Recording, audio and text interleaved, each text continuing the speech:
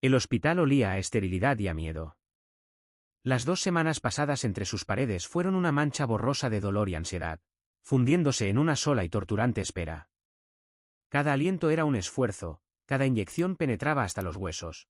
Pero lo más aterrador era la sensación de impotencia, la conciencia de lo frágil que es la vida y lo fácil que puede terminar. Cuando Mateo, por fin, cruzó el umbral de su apartamento en Valencia, sus pulmones se llenaron del olor rancio de la vieja casa, que siempre le había parecido un refugio, el único lugar donde podía ser él mismo. Pero algo no estaba bien. El aire estaba demasiado vacío, demasiado silencioso, como si no solo hubieran aspirado el oxígeno, sino también todos los sonidos, todos los ecos de la vida cotidiana. Caminó por el pasillo, sus pasos resonando huecos en el silencio. El peso habitual de la mochila sobre sus hombros, que solo contenía un par de mudas de ropa y el informe del hospital, le parecía insoportable. El corazón de Mateo latía en su pecho como un pájaro atrapado cuando se acercó a la puerta de su habitación. Esperaba ver el caos habitual, pilas de libros, partituras dispersas, viejas guitarras apoyadas en la pared y montañas de cómics que eran su ventana a otros mundos. En cambio, su habitación, una vez llena de recuerdos y de su universo, estaba sumida en un vacío impactante e insoportable. Las paredes, pintadas de su azul favorito, ahora parecían desnudas, como páginas arrancadas del libro de su vida.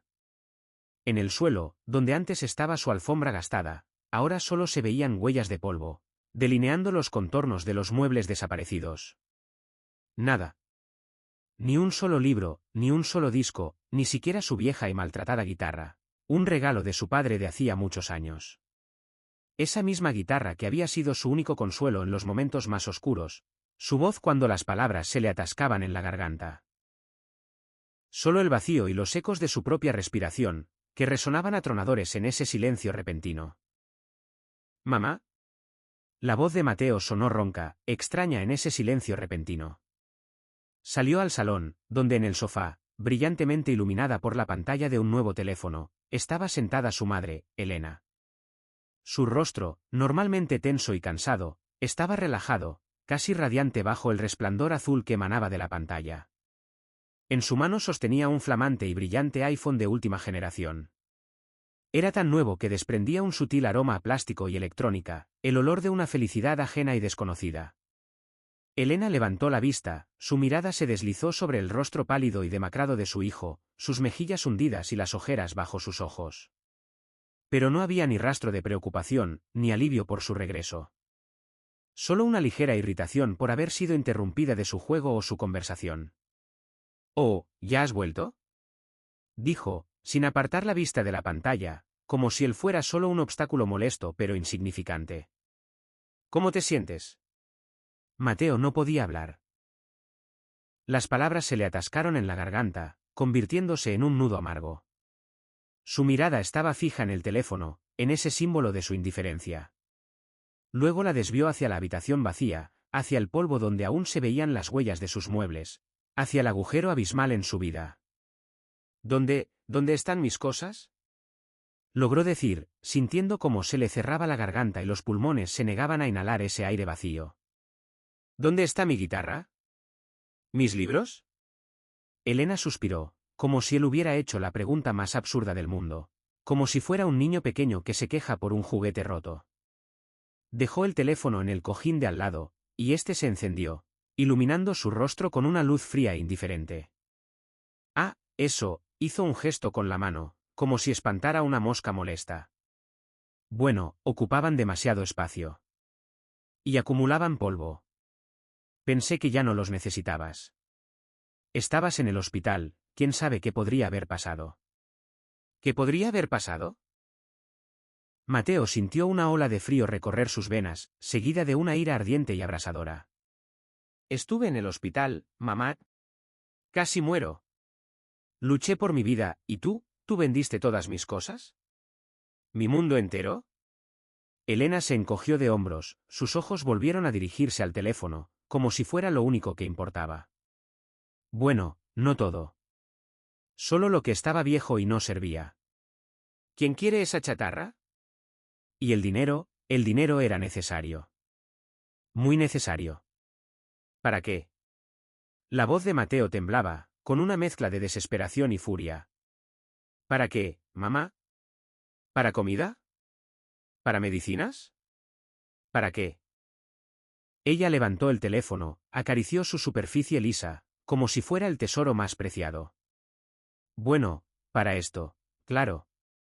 Ya sabes cuánto tiempo quería un teléfono nuevo.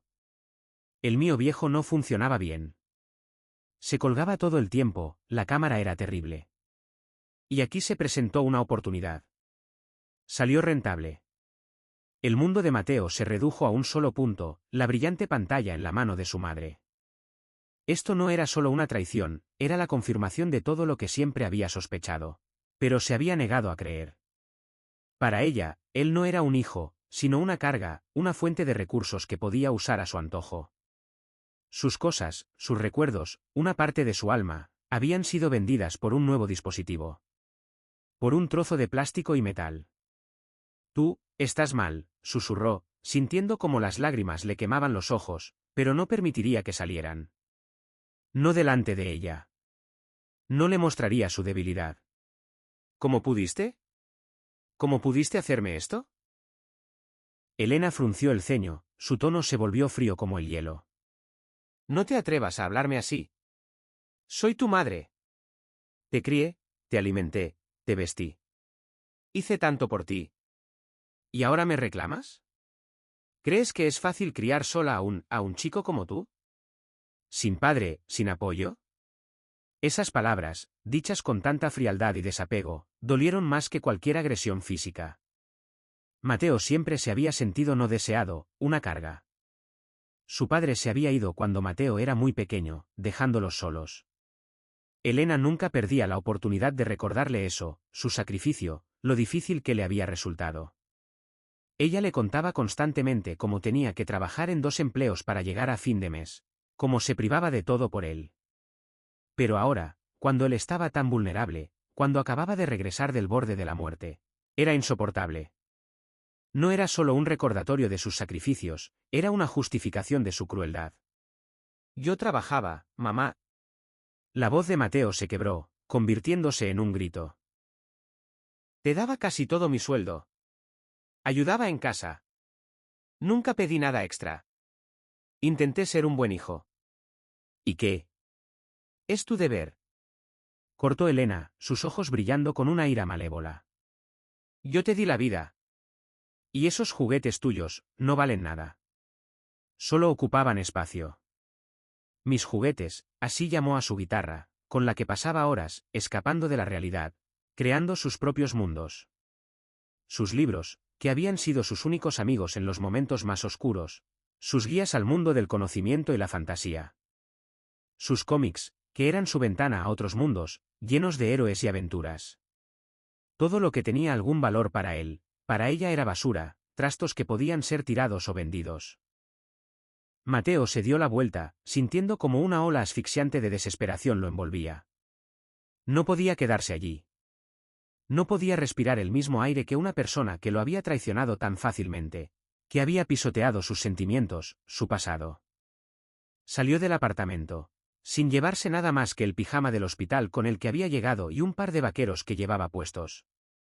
La puerta se cerró detrás de él, dejándolo solo en el pasillo, con un eco hueco de vacío en el corazón y un zumbido ensordecedor en los oídos. Vagó por las calles de Valencia, bañadas por el sol de la tarde, que normalmente le alegraba, pero que ahora parecía una burla, una mofa de su dolor. ¿A dónde ir? No tenía dinero, ni amigos a quienes recurrir. Su vida, parecía, se había convertido en ruinas, en cenizas. Se sentía sin hogar en su propia ciudad, en su propia vida. Cada edificio, cada callejón familiar le parecían extraños, hostiles. Pasó la noche en un banco del Parque de la Turia, observando cómo las sombras se alargaban y se fundían en la oscuridad. El frío le calaba hasta los huesos, pero el dolor en su alma era más fuerte, más punzante. Pensó en cómo su madre siempre había sido así. Egoísta, centrada solo en sí misma, en sus deseos, en su comodidad. Recordó cómo en su infancia a menudo se olvidaba de él cuando tenía nuevas aficiones o nuevos hombres. Como él la esperaba horas después de la escuela y ella no llegaba, ocupada con sus propios asuntos. Como él mismo se preparaba la comida cuando era muy pequeño, porque ella estaba demasiado absorta en sí misma para cuidarlo. Siempre la había justificado, diciéndose que simplemente le resultaba difícil, que estaba cansada, que hacía todo lo que podía. Pero ahora, cuando él estaba en el hospital, luchando por su vida, ella vendió su mundo por un teléfono nuevo. Esa fue la gota que colmó el vaso, el punto de no retorno. Al día siguiente, Mateo fue a su trabajo, una pequeña tienda de electrónica en el barrio de Ruzafa. Su gerente, don Raúl, un hombre mayor y bonachón con bigote canoso y arrugas alrededor de los ojos, notó de inmediato su aspecto demacrado, sus labios pálidos y su mirada apagada. «Mateo, ¿cómo estás? ¿Por qué tan temprano? Todavía necesitas recuperarte». Don Raúl siempre había sido amable con él, casi como el padre que Mateo nunca tuvo. Siempre lo había tratado con calidez y cuidado. Mateo intentó sonreír, pero las comisuras de sus labios temblaron y sus ojos se llenaron de dolor. «Estoy bien, don Raúl. Solo, necesito trabajar. No tengo a dónde ir». Don Raúl lo miró atentamente, su mirada era penetrante y compasiva. «¿Ha pasado algo, hijo? Pareces haber visto un fantasma. O haber vivido algo muy terrible». Mateo dudó. Le avergonzaba hablar de su madre, de su traición, de lo que le había hecho. Pero la desesperación era más fuerte que la vergüenza. Lo contó todo. El hospital, el regreso a casa, la habitación vacía, el iPhone, las palabras de Elena. Don Raúl escuchó, su rostro se oscurecía gradualmente y su bigote se caía, revelando su profunda conmoción. «Dios mío», susurró cuando Mateo terminó, su voz llena de dolor e indignación. ¿Cómo puede una madre hacerle eso a su hijo? Es impensable. Es inhumano». Puso una mano en el hombro de Mateo, su toque era cálido y reconfortante. «No puedes quedarte allí. Eso no es un hogar. Es una cueva de bestias. Un lugar que te está destruyendo». Mateo asintió. Lo sabía. Pero, ¿a dónde ir? No tengo dinero, don Raúl. No sé qué hacer. Estoy completamente solo. Don Raúl pensó por un momento, acariciándose el bigote, su mirada concentrada. «Mira, tengo una pequeña habitación encima de la tienda. Se usa como almacén, pero tiene una cama y un baño. No es perfecta, pero es mejor que la calle. Puedes quedarte allí hasta que te recuperes. Y no te preocupes por el alquiler. Será mi contribución a tu futuro». Los ojos de Mateo se llenaron de lágrimas. Fue tan inesperado, tan humano. No estaba acostumbrado a tanta amabilidad, a tanta ayuda desinteresada. «Don Raúl, no sé cómo agradecerle. Me ha salvado». «No hay necesidad de agradecer, hijo», dijo don Raúl, su voz suave y paternal. «Solo trabaja duro y sé una buena persona. Recuerda que el bien siempre vuelve. Eso es suficiente». Así comenzó un nuevo capítulo en la vida de Mateo. La habitación encima de la tienda era pequeña y polvorienta, pero era suya. Se sentía seguro, por primera vez en mucho tiempo. Trabajaba, ahorraba cada céntimo, tratando de olvidar el pasado, el dolor, la traición. Pero la imagen de Elena, su rostro indiferente y el teléfono brillante, lo perseguían, apareciendo en los momentos más inesperados. Se sentía como alguien que había perdido una parte de sí mismo y ahora intentaba recoger los pedazos. Un día, mientras Mateo estaba en el trabajo, Elena entró en la tienda. Parecía irritada, su rostro desfigurado por una mueca de disgusto. «Mateo». Su voz era áspera, penetrante. «¿Por qué no contestas mis llamadas? ¿Y por qué no vienes a casa?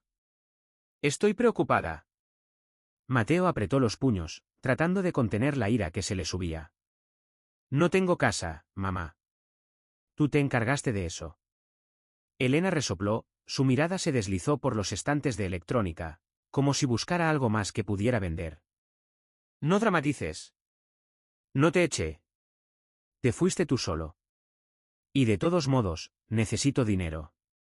Tengo que comprar una funda para este teléfono, y además, necesito dinero para comida.